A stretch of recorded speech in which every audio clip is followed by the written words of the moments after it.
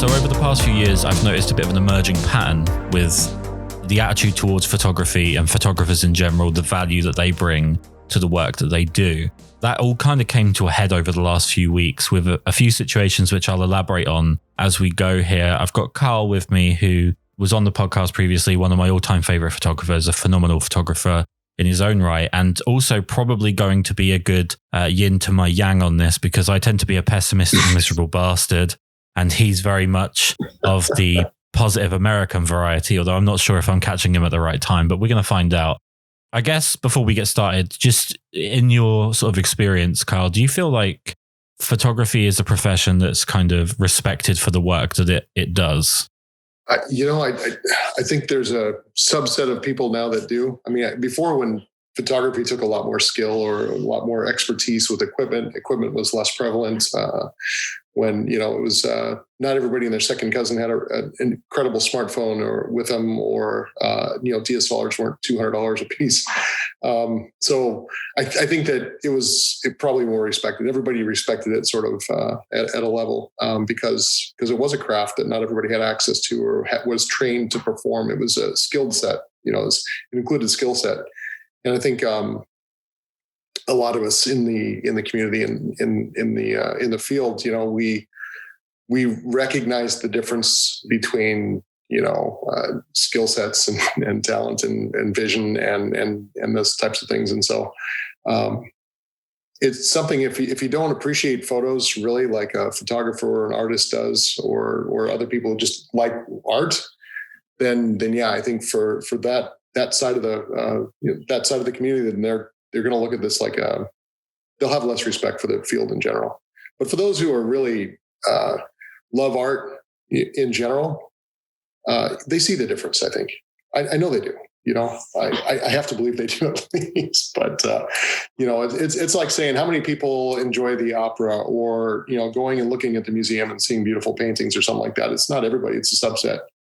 I guess the difference there, though, would be the idea that there are, billions of people that walk around daily with a camera right on them. So they're always in the position to take a photo if need be. And opera would be kind of a subgenre of music or a subgenre of theatre, depending on kind of your perspective.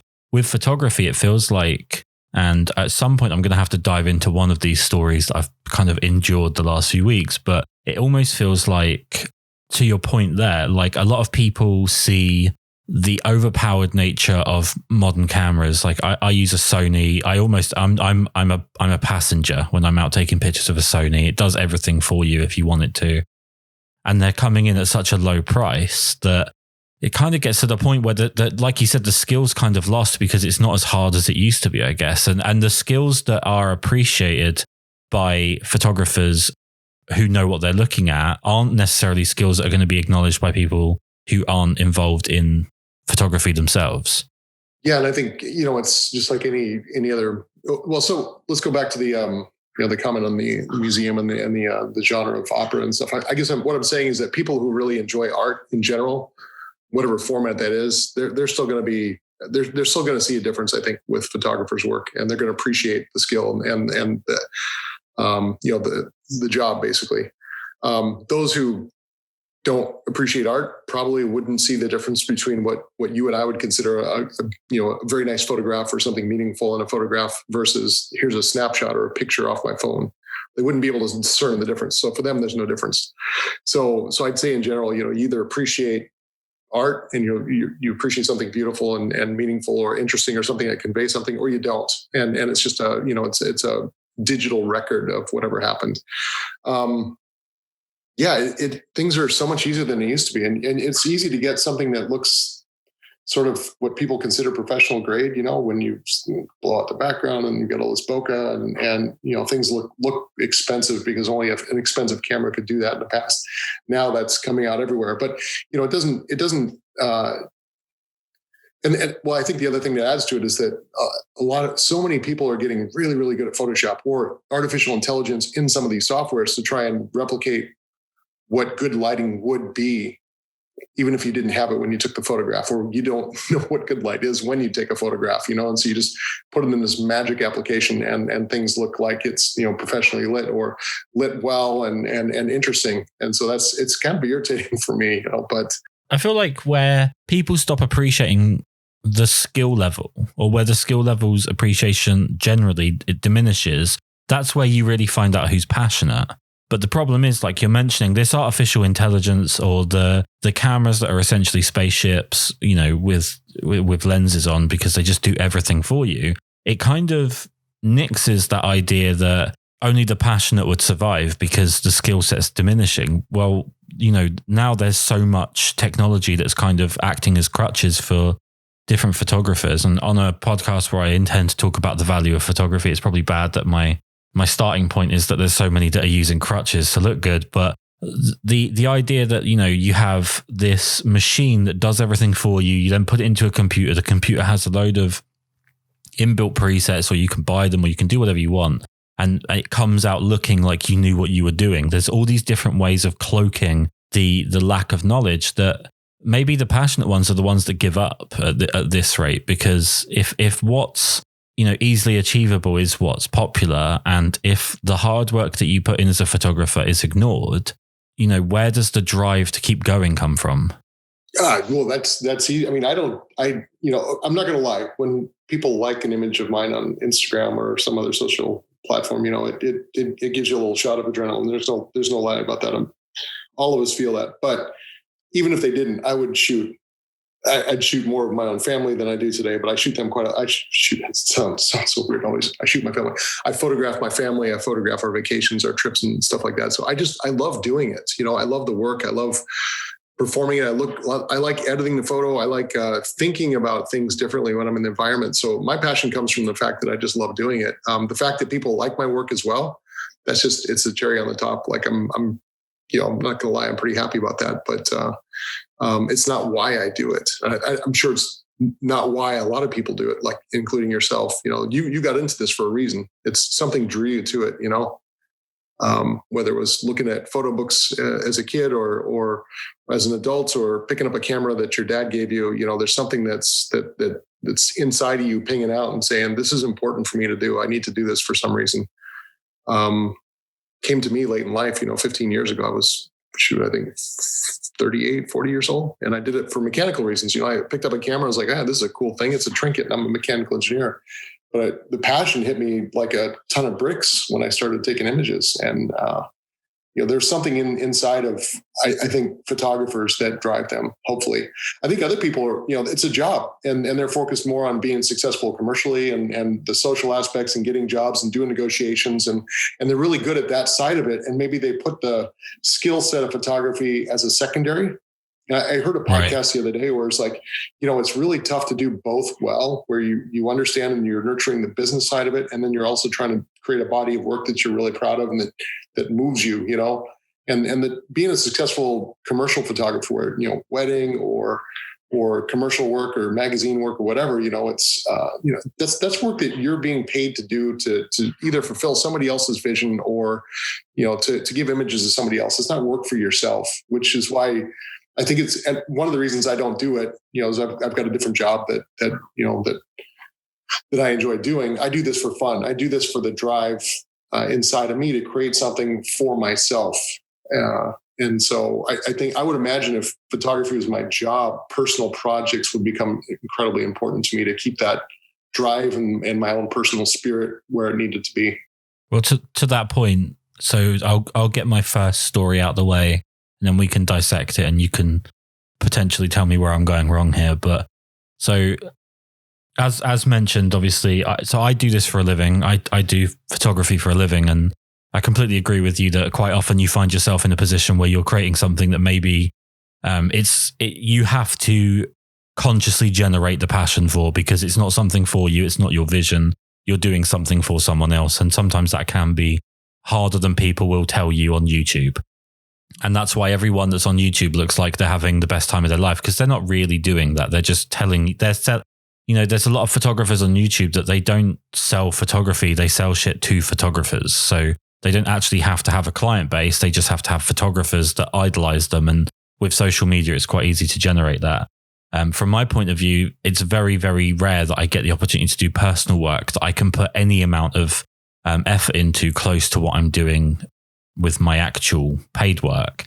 And this year obviously has been a complete shit show when it comes to everything. And I decided sort of about a month and a half back, actually since talking to you on our first podcast, that I wanted to kind of shoot a couple of things I'd had knocking around in my head for a while and get them, kind of externalize them and see what I can do with them. So I put a lot of planning in. I spent a lot of money on film and making sure that I had everything I needed to do the shoot. Hired on sort of 2 separate occasions models. And quite often people wonder why photographers hire models. And the only answer seems to be for most people that the only reason that a model might work with someone is because they're being paid. And as I'm sure you're more than aware, that's not the case. Quite often, models are willing to work with people with decent portfolios and so on. My reason for paying the model, regardless of whether they would be interested in working on a collaborative basis or not, was that I didn't want to collaborate. I didn't want their creative input. I didn't want their idea to be added in the mix of mine. I wanted to get out this idea neat, as it were, and kind of completely get it off my chest. The first shoot was a complete shit show. The model paid no attention to what I wanted going into the shoot. So we didn't have anything required to get what I wanted done on the day. So that was a complete waste of time. And then going back about a month, we did the second shoot, completely different model, and ended up being a last minute booking because someone else pulled out. I was quite excited because the model's got a fantastic look. We do the shoot. I think the images come out well. When it's your personal work, you're never really happy, I don't think, but they came out well. And at the end of that, I was told by the model that she was going to take about a month off from social media for obvious reasons with everything that's gone on this year. I think a lot of people are struggling with social media. And if I get the images done, to send them over to her so she can have a look, because she's curious to see, because obviously with it all being filmed, she can't see anything on the day. Now, at the end of this shoot, after she's been paid, after everything else has happened, we even actually did a podcast, but at the end of this shoot, she mentioned that one of the sets that we did was something that she would like to kind of review and see what she thinks of the images, just to see if there's any ones in particular from that set she didn't want using. And whilst that's not the point of the shoot, and definitely me being a little bit too nice, I was more than happy to agree to that, because I felt like that was a fair request. I don't want anyone to feel like there are images out there that they're not happy with to that extent, where it would piss them off to that extent. So I was like, okay, that's fine. Anyway, about a month later, she returns to social media and she messages me, and I said, yep, I'm literally just finishing up the images now. Here's some sort of proofs to have a look at, see what you think. And she comes back and she says that whole set, which was, I think it was 4 rolls of film, 3 or 4 rolls of film. It was lots of developing, because I did all my own developing, all my own scanning, all of the editing done. That whole set had to be nixed. She didn't want that set to be used because it would breach a contract that she's had for years, or had previous to this shoot. Sorry, maybe earlier this year, maybe last year, a commercial contract that she'd had. And that the style of shoot that we'd done, and whilst I'm making it sound like it was something lewd, it absolutely wasn't, would be contradictory to this contract that she had known about at the time that we shot. So what I was left with was the sort of linchpin of the whole shoot falls apart, because I can't use an entire set, which has cost me an absolute fortune to photograph and to put together, when that knowledge could have been given to me ahead of time and I could have made different decisions on the shoot.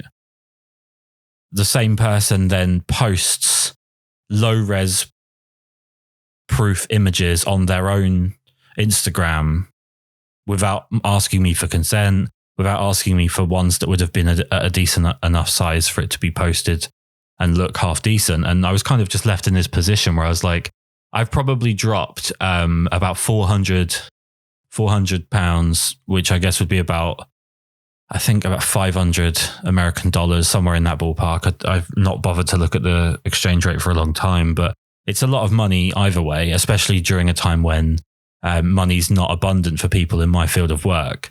For someone to turn around and just kind of assume that A, they can be paid for some work and then decide whether or not it's used. B, make that decision based on something that they had at hand before, some decisions were made. They actually made the situation significantly worse. And C, they were still entitled to use my images, despite the fact that I wasn't entitled to use my images. So that's the situation I found myself in. Horrible. So you're saying she used the images on her own social media feed, even though she told you not to? Yep. That's how does that work? I don't understand. I've never had an experience like that. So you're just lucky, I guess. That sounds horrible. I mean, to be honest, I've had shoots that didn't work before, but where you're shooting and it's like, you're missing a connection, or it's just not, something's not working, and those are kind of, they're very few and far between, thankfully, but, they can be a bit depressing, but never an experience like you just described. That's absolutely horrible.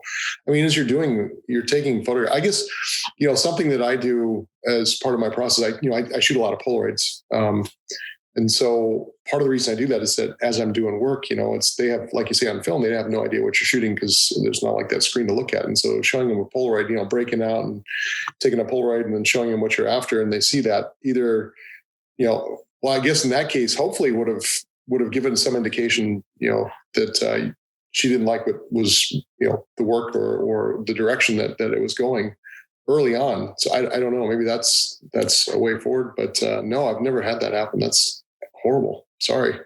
Well, I feel like it's a byproduct of this culture in model photography in England. And I genuinely don't know about America, so you're going to probably have to fill me in here, but there's a culture of undercutting, and it's got to the point now where I see castings put out on places that photographers have castings, from models, and they put castings out themselves. And the castings will be a female model wanting to be paid to be given photos. That seems to be the culture. Like we are selling ourselves so short as photographers, and there are people that are willing to not only do work for free, which is fine. If that's what they want to do with their time, then that's fine. If there is some other way that they benefit from that, then that's fine. But there are people now that are willing to pay to do work for someone else to then earn money from. Say that one more time. It's so bad that I'm going to have to go through it again because it's so confusing. But essentially, okay, so imagine you go on this website. The website is for castings. You can post castings looking for models. Models can post castings looking for photographers, and so on. And the castings now will be female models who want to be paid by you for you to produce work for them to have and to make money from. So they'll resell the photos on top of charging you to take images of them. Yes, and you can't use the images. Well, I don't know how that works. That's strange. I've not seen that here. It's an English thing, I guess. Yeah, you guys are lucky over there. It sounds like you hit the jackpot.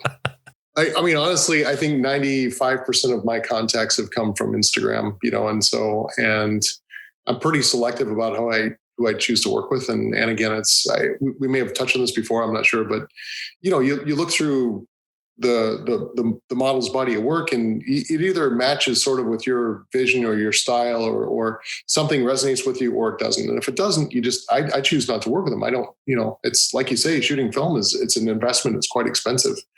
But then even then, we spend quite a bit of time talking online to make sure that everybody's in alignment with expectations and styles, and we'll put together a mood board together. But you said that this was a personal project of yours, and that you hired her because you wanted to make sure that vision was yours, and that she, it was your shoot, right? And so did she see examples of your work before you did the work? Yeah, we'd actually worked together previously. But no, examples of what you were after, I guess, for this particular shoot. Yeah, 100%. We had not only examples of what I had done in this style, but also a mood board of exact sort of direction in terms of mood and styling. That's crazy. She goes off the list, I guess, huh? That's horrible. I've not encountered that. It's bad luck. Don't let it knock you down, though. Don't let it make you stop trying. I mean, you mentioned before we got started, though, you did say about how it's an interesting perspective in the sense that, you know, you have another job, you do this for fun, and it's an outlet for you. And then I'm obviously going to be coming in from a completely different perspective because of it's my main earner and it's the main thing I do for money. So, you know, when it comes to personal work for you, I think like, you know, I don't want to speak for you. It's all personal work for you, but it's also, you can put 100% of yourself into it because when it comes to that day that you're doing that shoot or when you're putting together the ideas, when you're talking with whoever you're collaborating with, you can put 100% of what you want into it. Whereas I feel like by the time I get to do personal work, I'm already drained from doing other stuff potentially. Yeah, no, I hear you. But maybe you've just had so many bad experiences. My own personal experience is when you come out of a great shoot, you're just on this crazy high. You know, when I come out of a shoot and I know we've done great stuff together and I'm excited about it, I'm just on this crazy high for a couple of weeks, you know, and going through the images it's a joy. It's I share immediately. I mean, the models I work with, they're staggered that we'll go out and shoot in the afternoon, and Phil, he's awesome. I get black and white images starting to show up in my Dropbox folder, usually around 11 o'clock at night. And so I'll go to bed maybe and sleep for an hour or two, and then I'll get up and jump on board, and I start processing the images, and I'll talk to the model. I say, "Do you stay up late? Because if you do, I'll send you some examples tonight, you know, around midnight." And sometimes like, "Oh yeah, I'm a late owl." So we start sharing this stuff. So there's a level of excitement, and it uplifts you. So it's not, for me, it's not draining at all. Planning and finding new people to work with, that takes a bit of time. Thinking about where to go and what to shoot is, bad shoots are soul sucking. They're absolutely, I try and flush them out of my system as soon as possible. So I've had, you know, an experience that was just horrible. And I'm like, I've got to shoot again as fast as I can to get this out of my head, to get this experience out. You know, it could be anything, you know, it's like the location didn't inspire me. The model was asleep or something, or, you know, it just, you know, whatever, you know, but you've got to get rid of it. So what I'd say to you is, hey, this is the optimistic American, I guess, right? But get your ass out there, go do it again, get a good experience, and you'll see that it's actually the other way around. It'll feed you. It'll give you more energy. At least it does to me. It's why I do it. I need this because work is exceedingly difficult right now, and I don't have a lot of free time, and I got a 4-year-old, and so I don't shoot as often as I want to. But when I do, it really uplifts my spirit in general, you know. So let me ask you then, because obviously everyone that's followed you, or everyone that's seen your work since the last podcast, and thanks to the many people that messaged me about you, like I said before we started, I'm going to start charging you a fucking admin fee because you seem to be someone that I get no end of messages about, which is great because it means that, you know, I've nudged you in the way of a lot of people's attention, at least I hope. Yeah, my following has grown. Thank you. I appreciate that a lot. Well, as long as people are seeing your work and they're not looking at other potentially not as good work on Instagram, I feel like I've put out a fire. I've done my bit for society. But what does a bad Karl Fehres shoot look like? Obviously, you've just said like the model could be asleep or the location's not working, but that's a very quick way to gloss over what can be a very energy sapping and time draining situation. So you're on a shoot and it's not clicking with you and say the model, they're just not giving you what you want. Are you someone that just calls it to an end? Do you kind of have a word with them and say that they need to up the energy? What's your process there?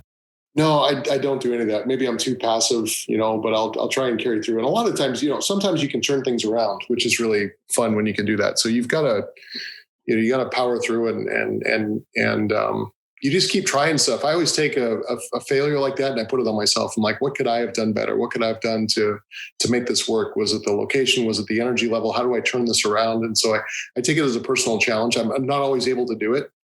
But I definitely don't quit. I don't tell you don't ever tell the model, hey, this isn't really work. This is crap. This isn't working. You know when it's working and when it's not. You know, when you're taking an image, you look through the lens and there's a connection or you're both in a creative place. You're it's just a feeling, we've all had it, and that's that connection, that working together when it's working well, it's so much fun because you're excited about what you're creating as you're creating it, because you can see the images in your mind before, every time you click on the shutter button.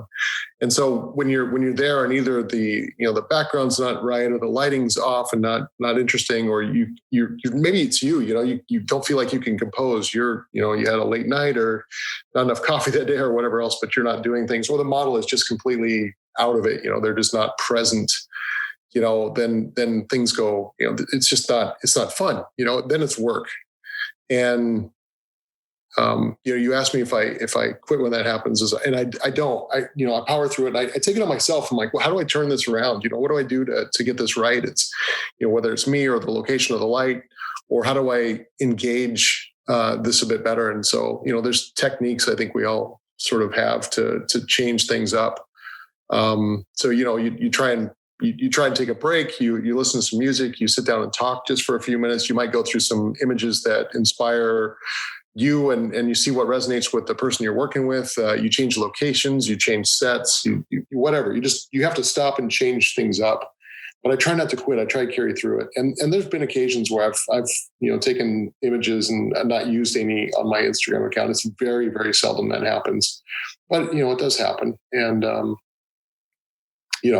like I say, when it happens, I do my best to go out there and shoot as soon as I can again, just to have a really, really good set that I'm excited about. And then there's some sets that are just like, you feel like you can't take a bad image because just what's happening. You get in a zone, you work with somebody like Kenna, or, she's amazing. She's incredibly inspiring. And she's so creative and emotive, and she's just wonderful. She uplifts the entire set when she's there. And so your job is to find a very interesting location, to go through some styling and some ideas and some mood that you're trying to get through. And then she like I say, the first model I ever worked with is Josie. And my first experience looking through the lens and looking at her eyes and the emotion and the feeling that she was giving me through the lens, just absolutely. I remember actually saying, whoa, like saying something out loud, because I was just blown away by the difference between, a really talented model and shooting somebody street style, or taking a portrait of somebody normal who's not used to that acting in front of the camera. So I kind of got off there, but yeah, when that happens, I try and work through it more, and I try and set up more shoots with people that I know are going to be excited to work with me. I'm excited to work with them. And you just know that things are going to go okay, and I've got a good list of people that I like working with where I know that's going to happen. So kind of that established group of talent. So. But it seems kind of crazy considering the fact that you're shooting not only film, but also some rather expensive Polaroids that I guess, from my perspective, I would almost be like, well, I'm just going to get a digital out for this because this feels like it's a bit of a black hole of money if I'm not feeling the shots as much. And one of the hardest situations to be in, I guess, is like if you're not feeling it, but the model really is feeling it, like because that they're really excited about the images, and that means you've almost got like a responsibility to not only produce but also to seem like you're as excited when maybe you're not. Yeah, no, I haven't had that happen yet, but yeah, I can imagine how tough that would be. This is the trouble with you, Karl, is you just had too much of a good life. I do. I'm very lucky. I'm very lucky to have worked with so many really great people, to be honest, and to have very few bad experiences. So, but again, I'm very selective with who I work with, and I look through their profiles, and like I say, I just sort of vet out that common thread is there, that we sort of have that same thing, and I've been very lucky. There's no doubt. So. Sorry, your luck will turn. It'll turn. Well, let's get on to my second story on that note. I'm afraid to hear it now. Well, this one's not to do with a model, so I guess it's a little bit better. But essentially, so I've had a couple of conversations with someone who runs a business selling film, and they had previously been on the podcast as well. And the conversations were essentially that I was starting to look at, I'd passed a couple of milestones in terms of listeners. I'm now on iHeartRadio. The podcast is on Spotify, iTunes. It's all over the place now. And I'm getting, messages from Romania, messages from Australia, places that I've never even thought that that's where this would end up going, saying that they listened to it or they like this episode or they like that they found this photographer and so on. And I thought it'd be kind of cool to get a sponsor in to offset a little bit. There's not much in the way of costs. You have to pay for, the aggregating and stuff and the microphones I bought, and everything's been bought by me so far. But I thought get a sponsor in, that would be cool. I'd had a couple of offers for brands that I'd never heard of, if I'm completely honest, and I never would have used. So I didn't want to use them because that feels slightly dishonest. And I contacted this fella and said, I'm getting offers for sponsorship and I'd rather have someone who I've used. I've been a customer of theirs. It's, they do something that I would be happy representing the podcast. So we had a conversation. It was, to say the least, laborious to have this conversation. It was just very long-winded. I had to keep prompting for answers. Overall, it was just a very long-winded conversation that never found a resolution.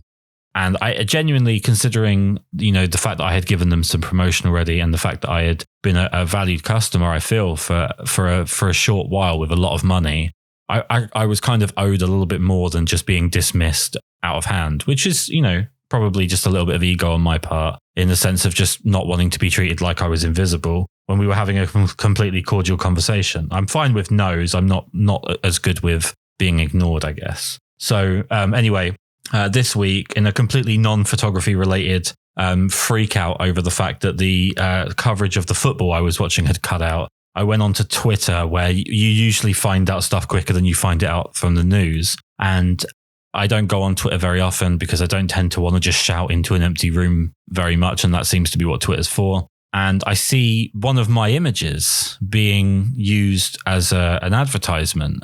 And I was like, okay, that's kind of fucked up. What's this? And I follow it and find out that it's this guy's film selling company using my images for blog posts, using it to advertise films. And then since then, I've had people message me about how they've appeared in YouTube videos and in other spots. And I think that's kind of where I kind of just, after the year that I've had, I just felt like, you know what, for a company that is relying on photographers to generate income, for them to exist, they are relying on photographers. That's a really shitty thing to do, to take images without proper accreditation, without permission, and use them for your own monetary gain. And that's the same person that can't be bothered to reply to me in a message chain that we were having previously. And I don't know, I kind of have reached that point where I just feel like, is photography actually valued, or is photography just commercially valued, in the sense of like everybody's just a wallet? People aren't actually photographers. Yeah, that, first of all, that sucks. Again, I'm sorry. You seem to be attracting the right kind of people. I don't know what to say about that. That's pretty horrible. Those are two terrible stories. Surround yourself by good people, and I'm a believer in karma, It's like when people do shitty things happen to them. When you do good things, good things happen to you. And I know that's very Mary Poppins of me or whatever. But I try not to let those things upset me too much, because you can't prevent people from doing bad or stupid things. And you can let it eat you up and destroy your spirit on some things, or you can just let it roll off and say, screw it, and focus on your own success and what makes you happy and what makes you get out of bed in the morning, and find other people that are like-minded, that cheer you up, so when you get pissed off or depressed, find somebody that can help you roll off that and get to somewhere better. Focusing on negative things in general, for me at least, is an easy way to destroy spirit, destroy love, just life, like living every day. I've been mad at some things that are happening in other parts of my life, and it's soul sucking. It's terrible. And I try and get out of it. I'm trying to get to a neutral place where I can forget about that. Think about, I let those things affect me. That's my choice to let those things bother me. And I can either let them just roll off my back, or I can go after them aggressively, which is going to take a bunch of negative energy. I can just say, does it really matter? Does it really matter to me? Am I going to teach them something? Are they going to change?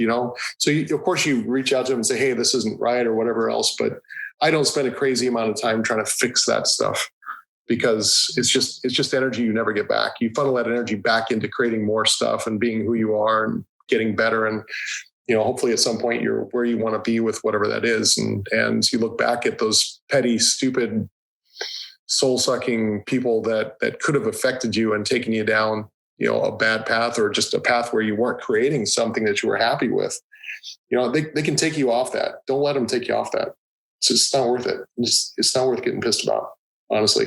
If we were to approach this from a neutral point of view, obviously I'm not neutral in the sense, but I don't mean this particular scenario, but I just mean diagnosing perhaps the problem of photography losing its value in a sense, in terms of the skill set, in terms of whatever they price themselves at and so on. If we were to kind of diagnose this from a more sort of distant perspective, if we were to look at this as a general scene, what do you feel like is a bigger contributing factor? Would it be something like, everybody has a camera, therefore, photographers become, I don't know what the Americanism for this, but they become 10 a penny?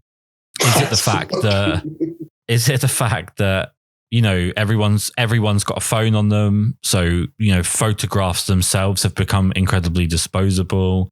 Is it the fact that social media creates an almost anti-meritocracy, where we're focused so much on, the numbers of, followers or likes or whatever, as opposed to the actual standard of the work that we're seeing, and we don't care how those likes appear, they just count because somehow that validates someone more than someone else? What's the contributing factor? I mean, one thing I'd say in England is that it does feel like the tide of, especially if you're in model photography, the tide of photographers owing something to the model in everything that they do, that they are constantly in ownership of the model that they're working with. That seems to be a contributing factor on that particular genre. But just overall, it just feels like the value of being a photographer is dropping. And I'm trying to think what the most sort of significant contributing factor is. Well, I mean, it's like anything else, rule of numbers. If there's, if you look back in the 60s and there were X number of photographers, and today there's, X times X exponential number of photographers, because the medium is easier. It's easier to spread stuff around. I mean, there's so much noise now. There's so many images created every minute, every second. And there's so much on social media. You get lost. Even a great image from somebody, really established just gets lost in noise, and people flick through it in a millisecond, and they like it on Instagram for a millisecond. It gets attention, and then it's gone typically, and so it's a bit disheartening. A lot of contributing factors. I think it's probably going to get worse. I think it's also a reason why people are getting attracted to film, is that it's a bit different. It is a bit more difficult. It's a lot more physical, it's less immediate. And so, I think the fact that things are so easy now with everything else, that film photography has gotten just incredibly popular because people don't want it to be that easy, and so the community is really strong. It's growing. It's still very niche, I know, but it's part of the reason I enjoy it so much.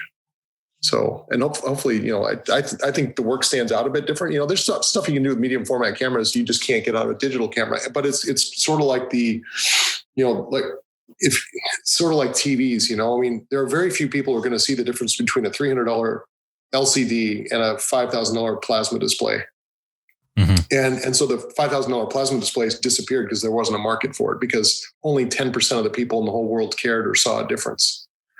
And I think it's the same thing with photography, where, that 10% of the world who really, really enjoys and likes art is going to see the difference and value that. And what I'd say is, on the model side of things, they're probably inundated by a million photographers who think they're photographers, who are on a journey and they've got a passion, but maybe not as much skill. And so I think when you're more established, when you get to a level of where people really like your work and they want to work with you, I think things change a bit. So I've been very lucky that people like my work enough that I've got a pretty good network of talented people that want to work with me. So I'm very lucky that way. But it didn't start that way.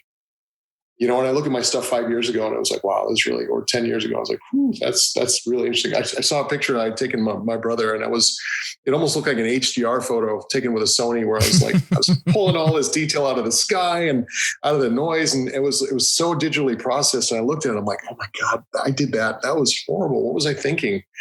And it was like 6-7 years ago. So, it's like, I feel like what I'm doing now, I'm hoping that this style sticks forever. I think I found out who I am and what I really wanted to do finally, which is good. And I'm sort of happy with what I'm shooting, happier, at least style wise. But I think I consider it from their side. They're probably being hounded by a million photographers who want to be, and they don't know you from them, Kris, so they don't know you're more established, or maybe they're not spending time looking at your work, or, maybe there's a divergence in need, but it's supply and demand. When there's 1,000 photographers and 15 or 20 really talented models in a certain area, it's just supply and demand. Well, I feel like this is the one place where this kind of modern cultural movement towards, I don't know the non-dickish word for this, but like wokeness, this cultural movement towards like plus size models and more of an open directive for what a model can be, I guess, is where it's going to be an interesting thing, because as the admittance to being a model, I guess, changes over the course of the current cultural movement, and the more people that feel empowered into moving into that side of things, that will increase the numbers that are working in modeling. I don't know. It's a very interesting thing to see overall. I think with regards to the tide of photographers to models in England, and again, I can't speak for America. I've only done I've done 2 shoots in America, and they were both in New York, and that was like a bucket list thing more than the actual photos were important. It was just shooting in Manhattan that felt pretty cool. It's on my list too. Yeah, it was a cool experience, but like from the English side of things, when a photographer over here wants to be popular, especially popular with models, the easiest route is to give them more. So you start off with the completely, the opposite end of the scale, where photographers who absolutely wouldn't pay a model, if they're not doing a commercial job, then they might be being paid by the model to produce the portfolio or whatever. And then you work your way all the way through. And essentially it feels like, as opposed to from the model side back, that photographers are very quick to cut each other's throats to be the next person that's popular, or the next person that's, getting the opportunity to work with certain people or whatever. And they're willing to like, well, okay, I'll pay you and I'll give you images, is such a ridiculous setup to be in, where you're paying someone to do work for them. But that's come about from the point of view of like, well, that person will only do it for pay. I'll do it for free. And then that works down to, okay, well, I'll do it for free, but also I'll pay for your travel, or I'll pay for this, or I'll pay for that. And then that works down to the next thing. And eventually it snowballs into this situation where like the expectation at standard is that the money goes in one direction, and in fact, the product has to go in the same direction as well. So, again, if your work stands out enough that they just have a desire to work with you, all that goes out the window. So either be different enough, or have something that's really appealing to them, where they're like, oh my God, I got to work with Karl, I mean, I was working with Arbany this last weekend. And, oftentimes I'll go through people's work that I really like. And so I showed her my friend's work, Chase Hart. He's My Friday Films. I love his stuff. And she's like, oh my God, I'd love to work with him. So right away, you're like, I lost her. she's going to convert over now. As soon as Chase moves to town or comes visits, he's going to, but that's sort of the reaction that you're hoping that you have as well, where somebody shows a model your work, and they're like, oh my God, I have to work with that person because something resonates with me. So, I think it comes, it's all, so I reached out to a model this over the holidays. It's somebody who's, she's got a huge following. She's almost near 1 million followers. She's from Houston. She lives in New York and Paris. She travels around. She's a pro. She's amazing. And I know from watching her posts and her stories, she likes working with, this one film photographer, and he's got about the same number of followers I do as well. And so I thought I reached out to her in a direct message, And I sent her, 3 or 4 messages and sort of, this is what I was thinking, this is the type of work I do. And then the last one was like, here's the best bakery in town. So if you decide to ignore the entire thread, if nothing else, this bakery downtown is the best one in Houston now. So go visit it. Because she lives in Paris now. But yeah, she didn't reach out back to me. And that happens all the time. It happens all the time. And it's just the more established you are, either as a photographer or as a model, the more choice you have, the more sort of power you have in a relationship. That's just a given. So if you've got 200,000 followers or you're Ryan Muirhead, everybody's dying to work with Ryan Muirhead, of course, or Jan Schultz, because they're amazing photographers. They got huge followings and people know who they are and their body work is insane. And so yeah, people come out of the woodwork to work with those guys. But on the flip side, if a model is that same level or higher, then they've got all the power in the relationship. So I've not paid for a model yet. But I don't charge them either, because for me, it's fun and we're creating something together. But when I go to New York, I've got a list of 6 or 7 people that I'd love to work with. And I know I would have to pay. Again, because they've got huge followings and they've got huge reputations in New York. It's one of the capitals of all this type of stuff. And these are, these models are they're insane. The other thing to think about is that,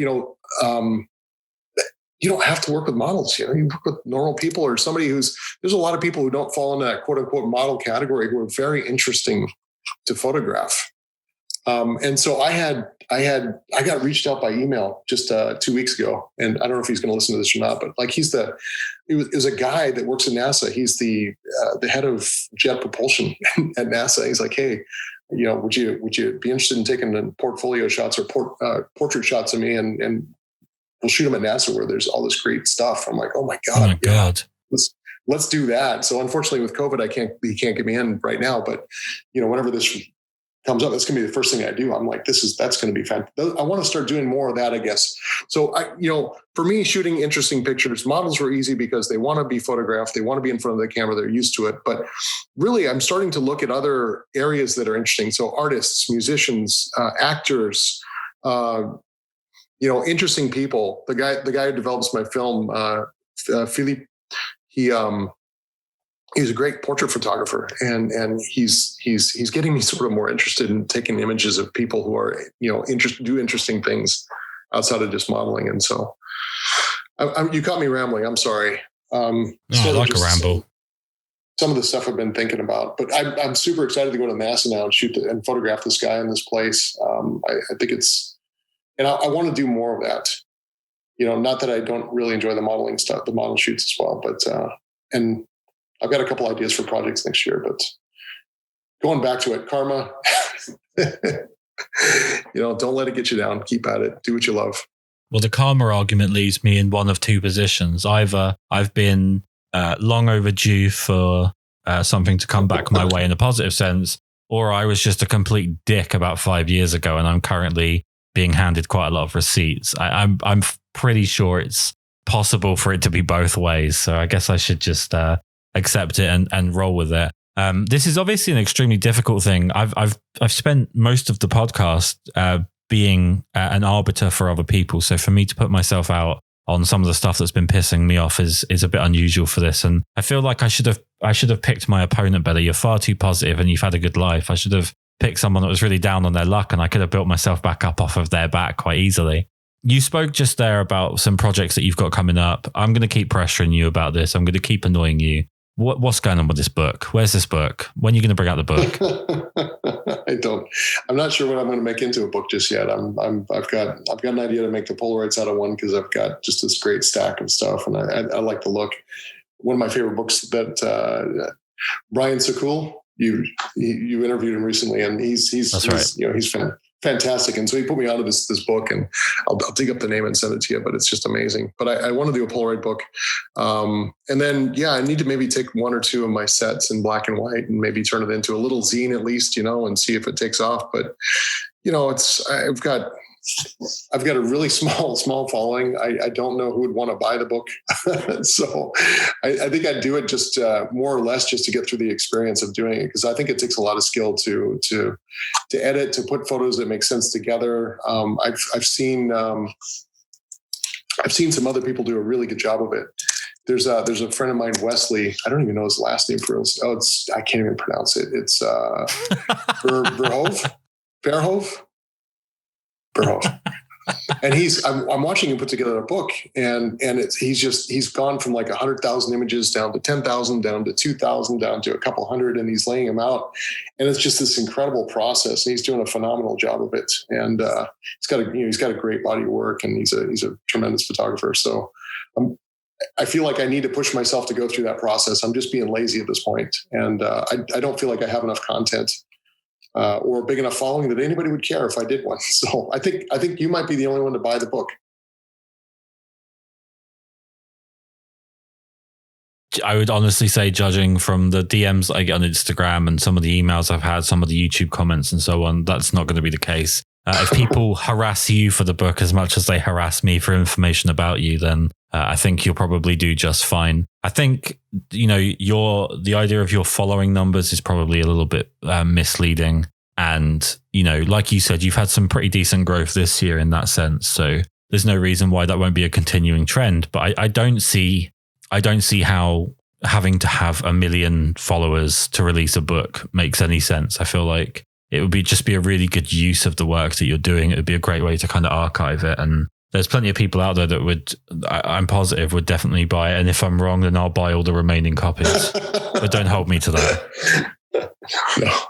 No, I think it'd be a good process for me to go through. I do. I enjoy printing the work. I like seeing it actually printed and touching it and holding it and just looking at it in my hands and seeing the depth in the paper and that type of thing. I really really miss printing in the lab.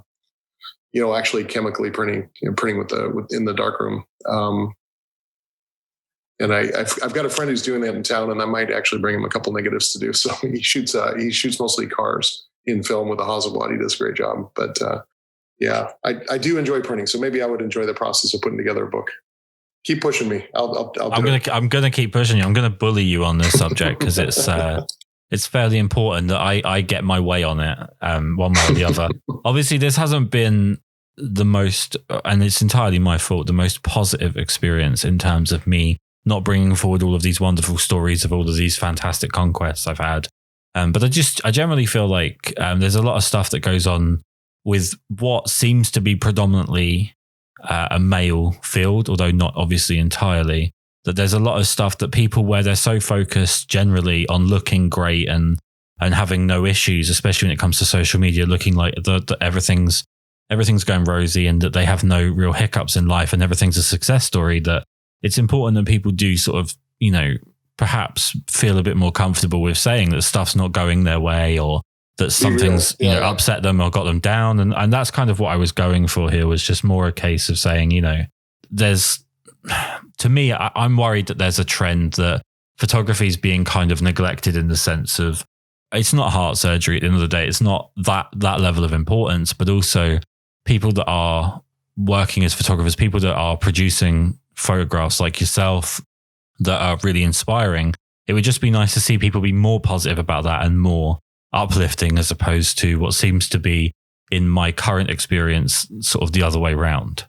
No, I couldn't agree more. And I've got I'm friends now that ballerina she's phenomenal, and she talks about how it's a lot of people will think, well, it's just ballet. If that went by the wayside, or if it went dead, would anybody really be terribly bothered? And it's like, yeah, of course they would. It's horrible to even think that. I mean, the arts are really incredibly important to the world, and keeping spirit up and making people happy and making people think, and so. The fact that, the pandemic and all that stuff has shut down a lot of those things. I mean, they're not performing right now because they can't. Of course, they're still practicing and they're doing things on video, but it's not the same, not nearly the same. And so, seeing that close down and really threatening the existence of some of these things that the world needs. The world needs art. The world needs photographers. They need painters and opera and ballet and the rest of it. I think it's just it moves people. And so I don't think, well, it's been tough. I know it's been a shitty year too. So it's affected all of us. We're less affected in Houston a little bit, I think due to we don't have the same strict restrictions you guys have there. So I've been less affected than other people, but I see it, friends in LA, friends in San Francisco, where things are locked down and things are a lot worse and a lot deeper. I feel for all of it, and I'm stir crazy too. My wife can't get me out of the house fast enough. It's like, can you go to work today? Pretty please. Nobody else is in the office. I'll pay you money if you just leave. Because she started hearing me get heated during work sometimes. She's like, you're not very nice at work, I try. So yeah, we're all frustrated. I'm trying to keep you happy, trying to get you uplifted, man. Well, I just feel like, you said it there. It's been a hard year for everybody. I think a lot of the stuff that we've kind of dismissed as being not necessary. I mean, we had this unbelievable moment in England where the government decided to release an ad campaign basically saying it was actually a ballerina that they were using as an example. And they took someone's photo to do it and basically said, if you're working in the arts, maybe now's the time to retrain in something else.